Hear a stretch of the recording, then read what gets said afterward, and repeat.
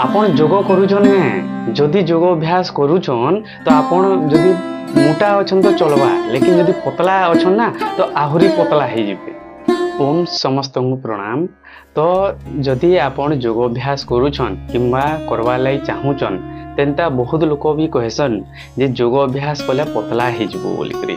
देखुन जेन माने मोटा तेसन तो सामान को किछि नै कहन तु जोग कर पतला हेबो बोली कहबे, लेकिन जेन माने पतला अछन ना ताहांको जदि जोग करबी से जदि काहे कहूचे किंबा करवा लाई चाहूचे किंबा करूचे तो बहुत लोक मना करसन। घर लोक माने भी बहुत गाँ गहली देखवाय मिलसी मना करसन जे जोग नै करे बाबू नहीं तो पतला हेबो बोली। तो देखुन आपण जदि ई भूल धारणा रे अछन जे जोग अभ्यास कले पतला हे जेसन बोली तो सेटा छाड़ो। तो जदि आपण पतला अछन मोटा हेबा लाई चाहूचन या मोटा अछन पतला हेबा लाई चाहूचन तो आपण को लाई बहुत सहज सरल उपाय होचे योग अभ्यास। तो देखुन योग अभ्यास गोटे एंता जिनिस जेनटा कि हमर शरीर टाके मेंटेन रखसी। आपण मोटा अछन पतला हेबे, पतला अछन मोटा हेबे, हमर शरीर टाके पूरा बैलेंस बनाबार काम करसी योग अभ्यास। आपण जदि मोटा अछन आपण को जहा चर्बी अच्छे फैट अच्छे सब रिड्यूस करवा और आपण जदि पतला अछन दुबला पतला अछन मसल्स बनी नहीं पारबा आपण को डाइजेशन बहुत बढ़िया रखबा और मसल्स ग्रोथ हबा। आउ एटा विशेष करे पतला लोक मानन को कहसन जे योग अभ्यास कले पतला हेबो बोली। तो सेथि लगे आपण कहि देबा के चाहूचे जदि आपण सूर्य नमस्कार करछन जिम जाउछन कोनोसी वर्कआउट करछन एक्सरसाइज वगैरह करछन तो आपण को डाइजेशन तो बहुत बहुत बहुत बढ़िया है जासी जार द्वारा जहा खाइबे आपण को धीरे लागबा और आपण मोटा हे पारबे। आउ मोटापा लगी तो बहुत लोग बहुत किछि बतासन इंता करबो सेंता करबो पतला हे जेबो, लेकिन पतला लोक मान को हेते भी ज्यादा फोकस नहीं कराउन। तो देखुन जदि आपण पतला अछन ना आपण को कहसन जे खजूर खा कदली खा खाना पीना दिए खा जे मोटा है बोली, लेकिन खाले भी बहुत लोग दिख नहीं लगे।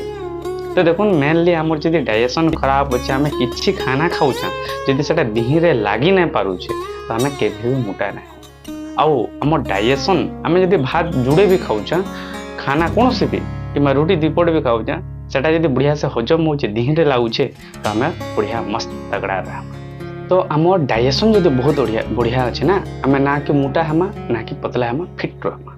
तो निज डाइजेशन के बहुत बढ़िया रखबार लगे आपण रोज सूर्य नमस्कार रू आरंभ कर पारबे योगाभ्यास या नॉर्मल किछि दंड बैठक रो अभ्यास कर पारबे। तो सबुठारो पहला तो आपण प्राणायाम गोटे करूम कपालभाति एंती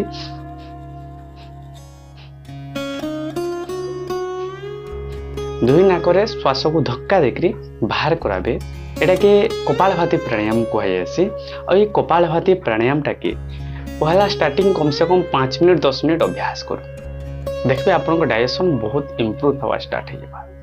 आउ आपण जदि पतला अछन आपन को बहुत इंपोर्टेंट सेटा के 10 मिनट लेखन करबे आ मोटापा वाले तो सबने 20 मिनट 25 मिनट आधा घंटा भी करबे। आउ पतला लोग विशेष करी योग अभ्यास जदि करछन पहला कपालभाति करू जेंतरे आपन को डाइजेशन बहुत बढ़िया रहबा। डाइजेशन जदि बढ़िया हैला तापर आपन एक्सरसाइज वगैरह जदि करूछन आपन को बॉडी रो जा चर्बी थिबा तो सेटा रिड्यूस हेबा किछि किछि जदि मात्रा रे थिबा।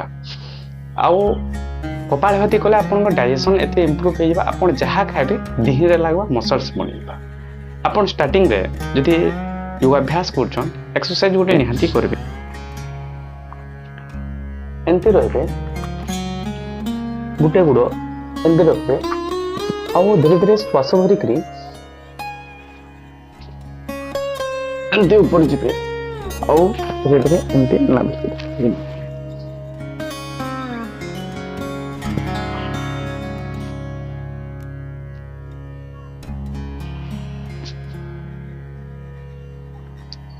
एडे कहेसी साधारण दंड। इस साधारण दंड रो अभ्यास स्टार्टिंग रे 5 तर 10 तर लेखन अभ्यास करो।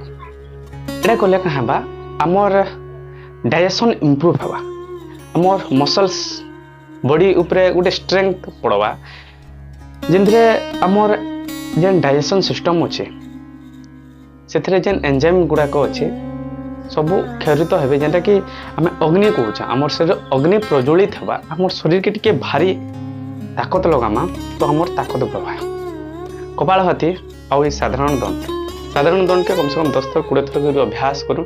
कपालभाति 5-10 मिनट अभ्यास करूँ।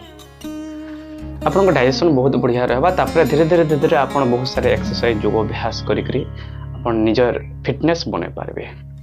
तो এটা स्टार्टिंग है। यदि आप पतला अच्छा तो भी आप योग अभ्यास करूँ, देखते आप मोटा तगड़ा मस्त रहे। मोटा यानी फिट रहे। आउ खान पान रे आप जहाँ खाऊन खाऊन किसी फरक ना पड़े, लेकिन आपण योगाभ्यास करूँ। आप देहते बढ़िया खाना लगवा, आप हेल्दी रही पारे, फिट रही पारे। तो आज वीडियोटा बहुत हेल्पफुल हवा बोली मोर आशा। विशेषकर जेन मैंने पतला अच्छा और योग अभ्यास करवा लगे चाहून बोला कपालभाति करूँ, साधारण दंड गोटे अभ्यास करूँ।